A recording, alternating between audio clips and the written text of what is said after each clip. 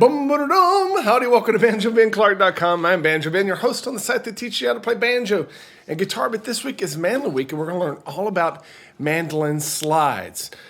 Slides on the mandolin are one of the most important techniques or ornaments that we can use to get everything out of this instrument that we want to get out. But we've got to be able to do that properly. We need to do it accurately.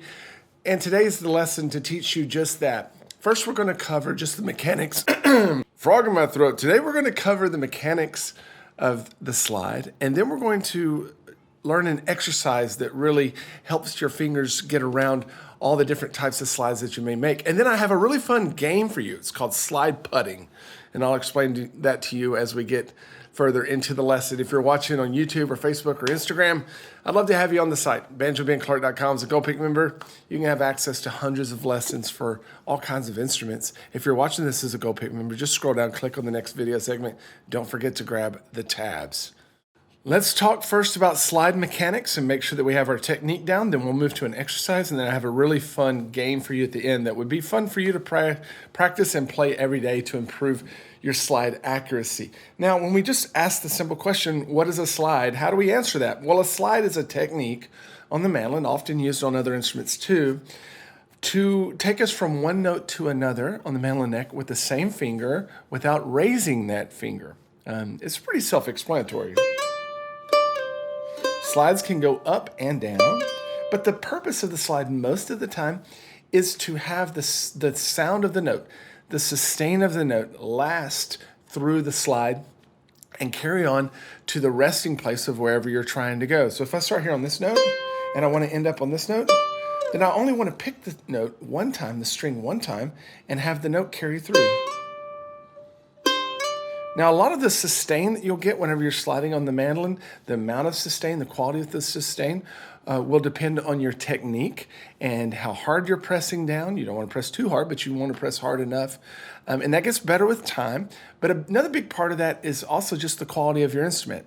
So many times, the higher the quality of the instrument, the better that the instrument is set up. That means how the strings are set up on the distance between the strings and the fingerboard.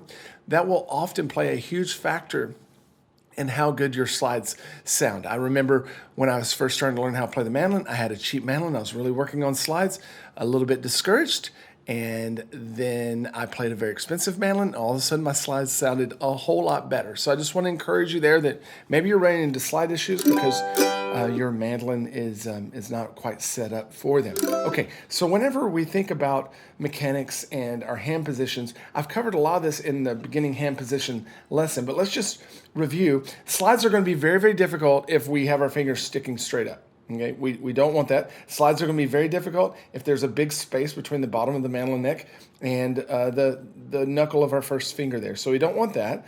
We want our fingers positioned more of like a 30-degree angle. The way I talk about it is my fingers are pointing up toward my right shoulder, and then the mandolin neck is lightly resting on that first huge joint of my index finger.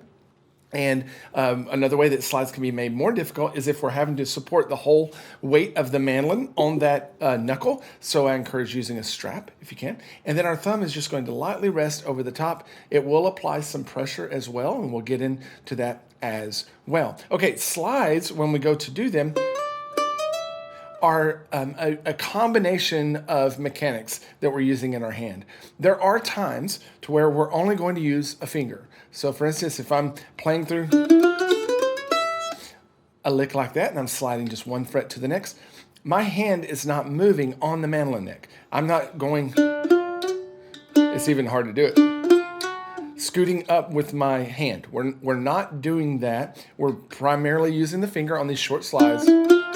And the only way that that can work is if my finger is pointed in the correct direction. For instance, if my finger was pointed straight up, it's much harder to get lateral movement out of your fingers going this way. It's easier to get movement out of your fingers going this way. So if I'm going to do those short slides, I have to do more movement and more work if my fingers are pointed too far straight up. Whenever I turn my fingers, now it's just a simple extension of the finger. Same way coming down. And the same is true for the rest of your fingers. So there are times, though, whenever we're going to be sliding more than one fret, where we use the movement of our finger, like we just learned, but also the movement of the hand. And that's where our grip of the mandolin neck really comes into play, because if we're squeezing too hard, it's going to be hard to slide up the mandolin neck. And if we're too loose, it's going to be hard to keep the pressure that we need to keep the sustain there. So here's what I want to encourage you. If you have a correct technique whenever you're just playing the mandolin as normal, nothing's going to change whenever you begin to slide. Everything moves up just the same. The only thing that may change is that our fingers may extend to make the slide work. I've found also, just a quick tip, is that I feel an even pressure between the amount of pressure I feel on the top of my index finger here and the amount of pressure that I apply with my thumb. So as we begin to slide up the mandolin neck, I don't feel tons of pressure pressing down and hardly nothing from my thumb. And in the same way, I'm not squeezing with my thumb to get that slide and the pressure leaving my finger. So I'm getting a clear slide tone by there being an even amount of pressure between my index finger and my thumb. And I'm learning how to use the extension of my finger, and then whenever I'm going to slide further, I combine that with the movement of my hand. Now, one last thing before we just kind of try this out together, because these mechanics are important. If the way that my hand moves up and down the neck depends on where I'm going to play next, okay? So if I'm going to slide up, let's say I'm going to slide up from here to here, 4th fret to 7th fret. If I'm just sliding up to do like in a fiddle tune, then my hand position itself will not move up very much, because that's a lot of wasted movement. I'm going to have to come right back down. However, if I'm sliding up to begin a new position, and I know that in my mind, I will slide up my hand position to get a new home position. Does that make a difference? Or does that make sense?